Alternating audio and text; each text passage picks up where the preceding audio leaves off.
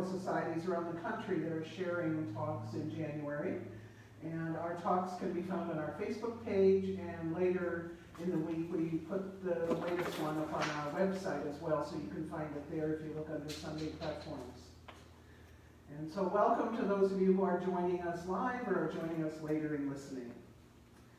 So my talk today, Holy Humanism, is titled that in honor of the 1960s Batman and Robin TV series, where Robin was famous for that catchphrase, including holy homework, holy headache, holy backtrap, so holy humanism. The title also resonates for me with a story about Jay Hooper, who was the children's program person here 4 years ago, and who is now a leader in training as well as a PhD candidate at Ohio State in arts and social justice. Whoops. Jay had attended a preaching workshop with Bishop Yvette Flunder, a key leader in a network of affirming and inclusive ministries nationally. And Bishop Flunder, at the end of that workshop, decided that Jay is a holiness humanist. And that phrase stuck with me. And though that particular phrase is more about his style of humanism, which isn't quite what I'm speaking about today. But I am thinking of Jay and his style of humanism, bringing an old-fashioned religion set of emotions and experience to humanism. And given that in humanism throughout the 20th century, it often got reduced to a bare aesthetic minimum. But what I'm speaking about today, Holy Humanism, is at root about the integrity of language. Integrity for a person means aligning what we think, what we say, and what we do. So integrity of language would be about meaning what we say and saying what we mean.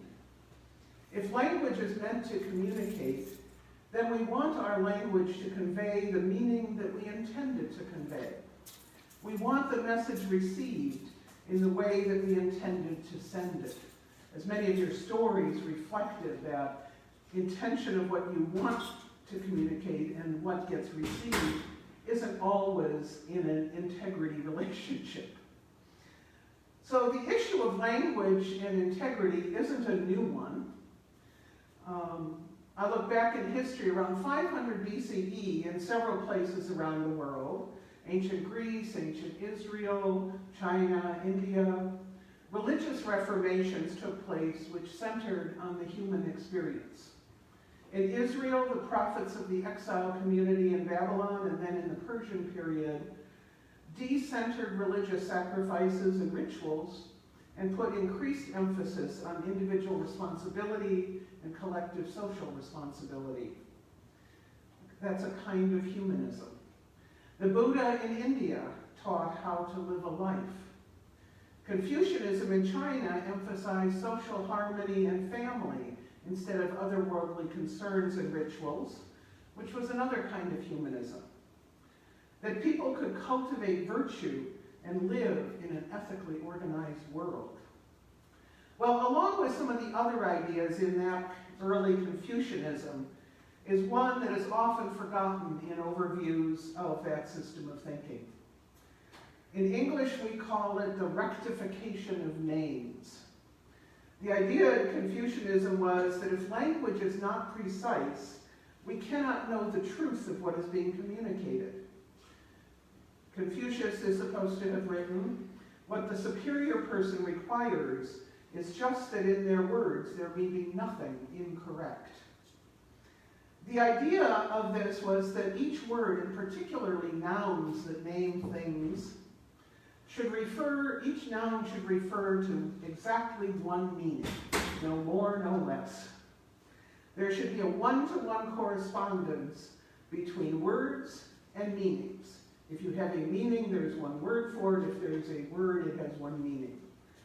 Then it was believed it would be possible for directions to be understood, for right from wrong to be correctly understood, and society to be orderly and ethical, if we understood everything the same.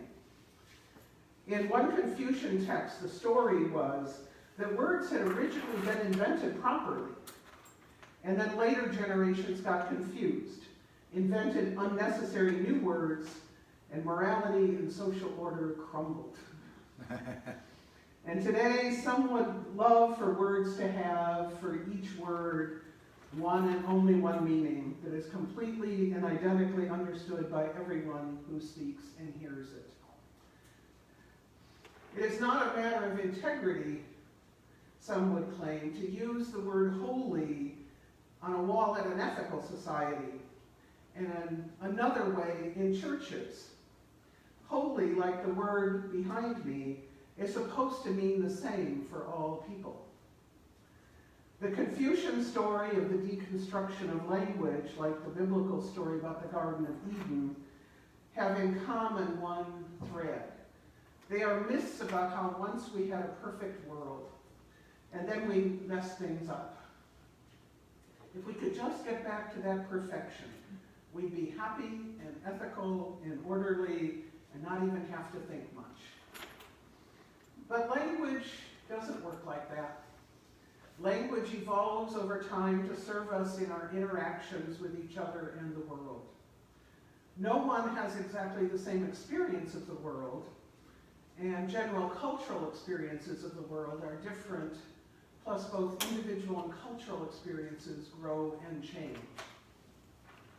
In this week, when impeachment is in the news, we might remember when another president got into trouble musing about what the meaning of is. Even if we limit ourselves to nouns, the word noun comes from the Latin for name, our different experiences factor in. Many years ago, I was having a discussion with someone over the meaning of words. He was heatedly defending the thesis that words should have a single meaning and always be clear. I mean, he said, look at my wife across the room. She is talking to another person. That's clear. The language is clear. Well, I have to admit I was snarky. I responded, well, actually at the moment you said that, she was not talking to that other person was talking to her. Well, now you know what I mean, he said, exasperated. Me, I just felt like he had demonstrated my point. We use language differently. He had said talking to, meaning what I would call talking with. So it is with words that humanists sometimes argue about whether we can use with integrity. Words like holy. I could tell you that the word holy originally evolves from an Old English word which meant whole, uninjured, and healthy, like the Scottish hale of Hale and Hardy. And Batman and Robin aren't the only ones who've used it for an intensifier, as in holy cow, holy mackerel, holy moly. That's been in common use since the 1830s. Even the Merriam-Webster dictionary doesn't define holy with an explicitly supernatural or otherworldly meaning as the first meaning. They say it means exalted or worthy of complete devotion as one perfect in goodness and righteousness. So in the context of the usage of the word in ethical societies, the place where people meet to seek the highest is holy ground, what we are saying is that people, by seeking together for high ideals, create or identify what the ideal of goodness and righteousness is. We don't mean by that word any supernatural or theistic meaning at all. And yet, of course, some see the word and wonder, because language is a social convention, and often in English usage, the word holy is used in a religious sense. Churches are holy. God is holy, holy, holy. Holy means divine in quality. And yes, Merriam-Webster's second definition of holy is about being divine. And the third definition is about devotion to a deity. So it does often mean something different than we mean it here. Dictionaries exist because there are multiple understandings of words, recognizing that words are social conventions, not established in some ideal former age, and now confused. There is no one and single right definition of a word, even at a current time, much less over all time.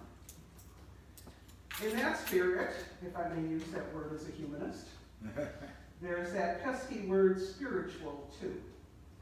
Does that word belong in a humanist vocabulary? Of course, like holy, it has often been connected with traditional theistic and supernaturalistic religion, and it has often been used otherwise. Felix Adler, who founded the first ethical society, wrestled with this over 100 years ago when he published a little book he called The Essentials of Spirituality. It's not one of the Adler books we distribute and quote from very often. Why? Well, I think partly because of the title. A lot of people are uncomfortable with the word spiritual around humanism. And the word spiritual in its many forms go through phases about what different people think it means. Paul Kurtz was one of the strongest advocates of a secular and not religious humanism. Once at a roundtable discussion that I was part of, said we should ban the word spiritual because, as he said, nobody knows what it means. Well, I had just been reading an important book on relationships by Roberta Gilbert, who is an expert on family systems theory, who I later studied with. And Paul Kurtz's words about the word spiritual not having the same meaning for everyone resonated with something that Roberta Gilbert advocated, which shocked me when I first read it. In her book on relationships, she said we should stop using the word love because nobody knows what it means. Her argument, with which I happen to disagree, is that we use the word love to mean so many different and sometimes conflicting things. And in relationships, we often expect the other person to share our meaning of love and live up to our meaning, without noticing that the other may have a different meaning and we are not living up to that. So words are tough. My argument with Kurtz was that for those of us who use the word spiritual in a humanist context, it has meaning which no other word quite contains. He asked me, can't you just say it's aesthetic experience? Well, no, because for me, it is different from aesthetic experience, and I have had both experiences, and I know the difference. The word itself derives from the word breath, spirit does, and so to me, spiritual makes perfect sense as a metaphor for that which gives real life to us, makes us more than just a bundle of cells and chemicals and electrical impulses flowing through us. Interestingly, the definition that Adler gives in another book to spirituality is consciousness of infinite interconnectedness. When I've been in interfaith settings where we are trying to define together what we mean by the word spirituality, the definition that has met with the most understanding by those who are theistic and those who are not has been that Felix Adler definition in my experience. Consciousness of infinite interconnectedness seems to work for people on both sides of that divide. Well, the infinite might be a bit of a barrier for some super-secular people, for whom infinite is not something that they can imagine being conscious of. But still, it is a more connecting definition than many of the traditional ones.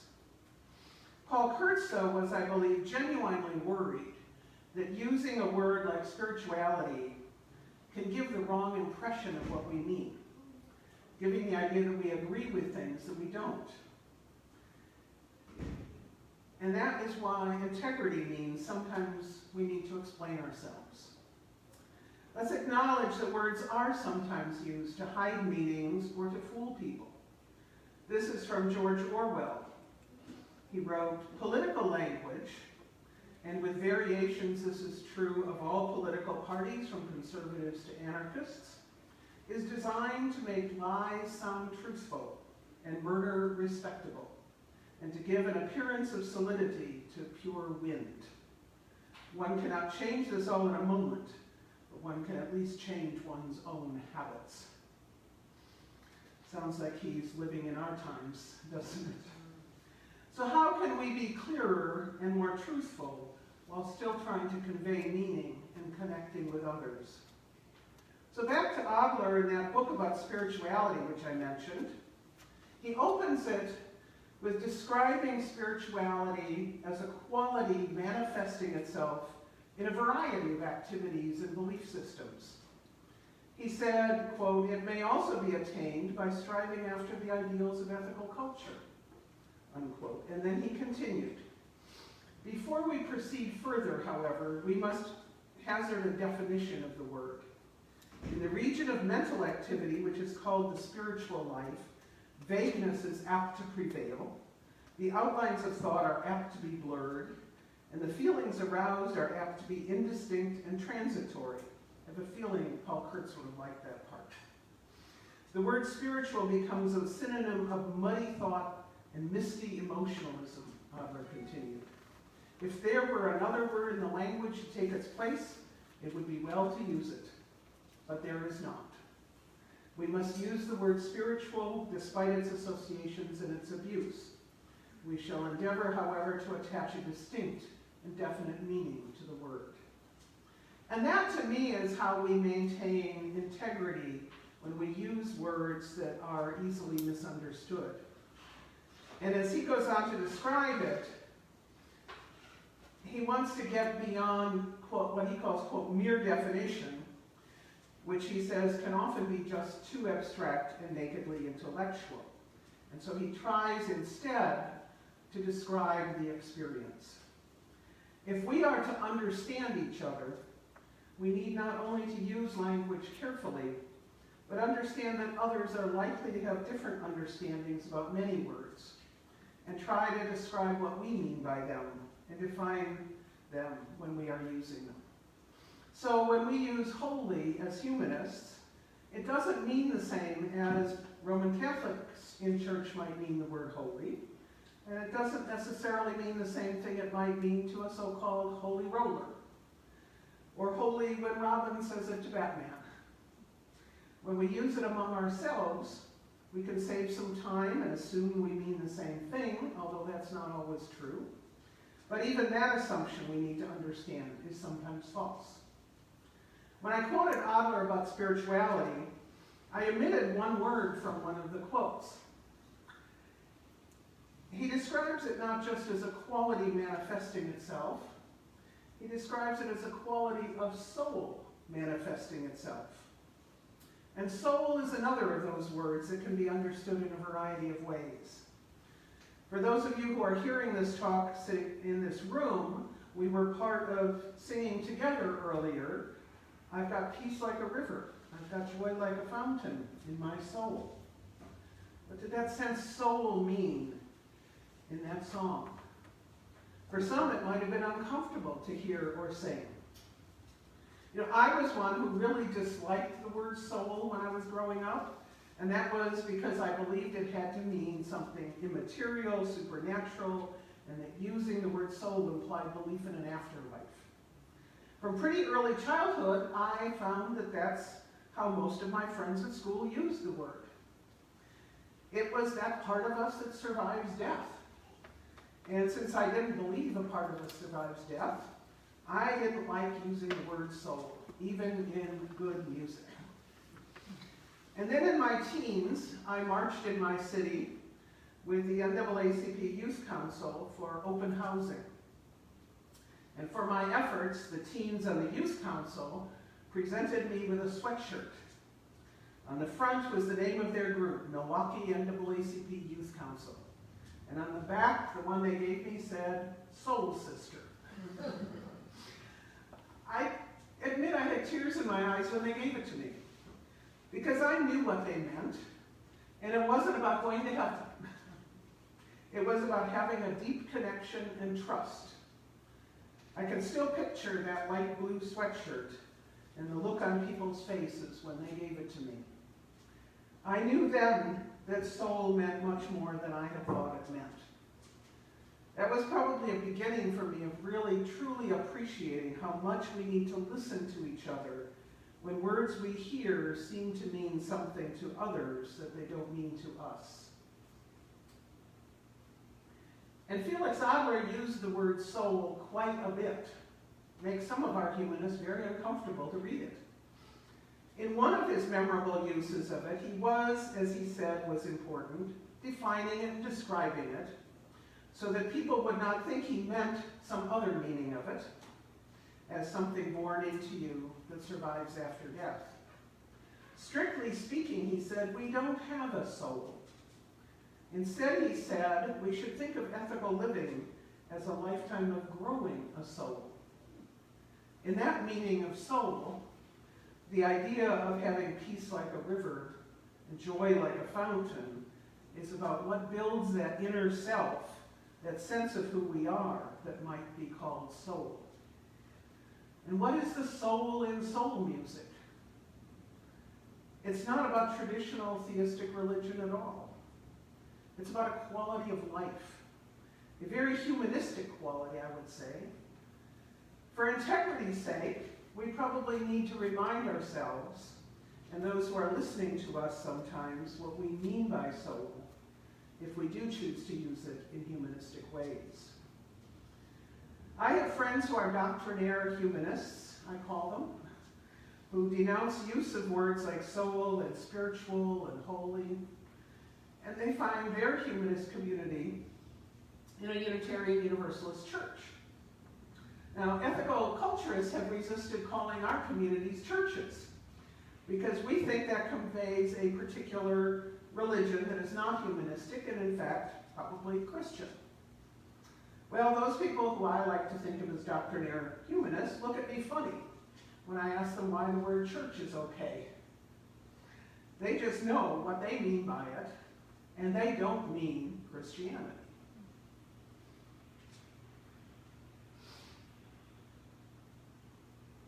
So my son taught me a lesson on that.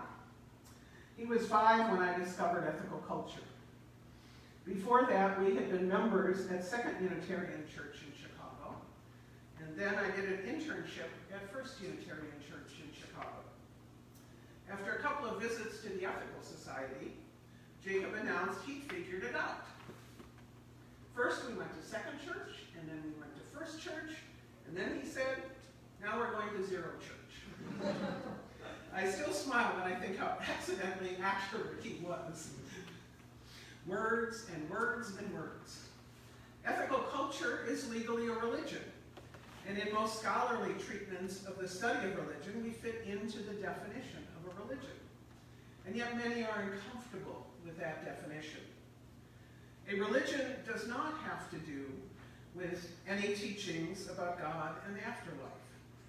Religion in our law, in our legal system, is about a community of deep commitments and values that meets regularly to focus on those values.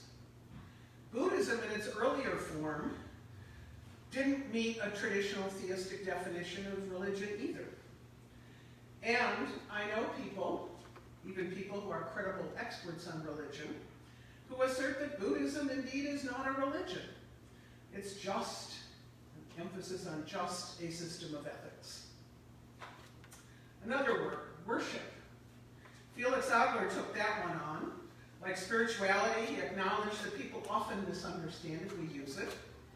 But he asserted that we in ethical culture have as much right to use it as traditional religions, since the meaning of worship is worthship, the crafting and shaping of what is of worth. Like friendship is the crafting or shaping of a relationship. But unlike the word spirituality or the word soul, which Adler often used, he did say that the word worship was too easily misunderstood, and therefore we don't use it often.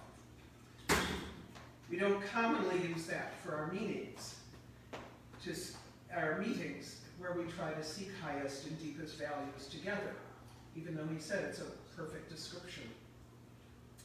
So integrity in language. Where we draw our boundaries are going to be different, and they may shift and change for us over time. But integrity means not just reinforcing some rule so that we all have just one meaning for each word, because it's unlikely to happen. given human nature and the nature of human community. Words will grow and evolve and change in meaning and shift meaning in different contexts. Using words with integrity means we don't try to trick people into coming to a humanist meeting by using words they think are religious and then they'll find out they aren't, because that isn't a matter of integrity and it also doesn't work. But integrity also means, I believe, that we don't give up words that convey for us meaning that we can't find other words to adequately convey that meaning for. But then also making sure we clarify often enough that people don't get confused. Some people seem to think that integrity in language means we always use the first definition in the dictionary. I call that dictionary fundamentalism. Some seem to think that integrity in language means we have to use words just as they understand them, because of course they assume their definitions are the only right ones, or that nobody could possibly have a different experience. So we should all stop using words in ways they don't want them used. I find it interesting that many of the people who ardently support that position are often those who maintain their complete right to freedom of offensive speech in other contexts. Well, I care, and I think others should care, that some of you really find some of these so-called religious words difficult or maybe even offensive in humanist contexts. I hope we can all equally care that some of us find them very meaningful and useful, and consider that we don't always mean what you assume it means. I don't want to give up using words like love and spirituality just because they mean different things in different contexts and people get confused about them. Those words do convey some meaning if we are as careful in listening as we are in how we expect others to be careful in talking. Listening to those who don't find the words meaningful and listening to those who do. I've often thought I should write a humanist holy glossary with all those words. And I'm determined this year I'm going to begin that task. And so I've decided that every week I'm going to write about one of those words, both how it might be problematic and misunderstood, and what meanings it does convey in a humanist context for some of us. I think that collection might be a useful one for people on many sides of this issue. Easy use of words that traditional religions often use, and trying to forbid so-called religious words. Watch for my announcement of how I'm going to be doing that in the next couple of weeks as I finalize figuring out technically how I'm going to do it. I'm hoping that something like that will open up conversation about what it means to communicate and what it means to have integrity in our language. In the meantime, when you hear a word that you think sounds out of place, listen for understanding first and ask how the person is using it if it doesn't satisfy your curiosity. And if you are used to using words that others find out of place, but which to you are the best way to express your experience, listen to the discomfort and try to remember to put your use in context and explain it. Both sides of that, I think, are part of what integrity in language is about. So we're now going to say goodbye to our streaming audience and move to our community resonance. Your responses are an important part of the community's exploration of any topic. Perhaps you will share which of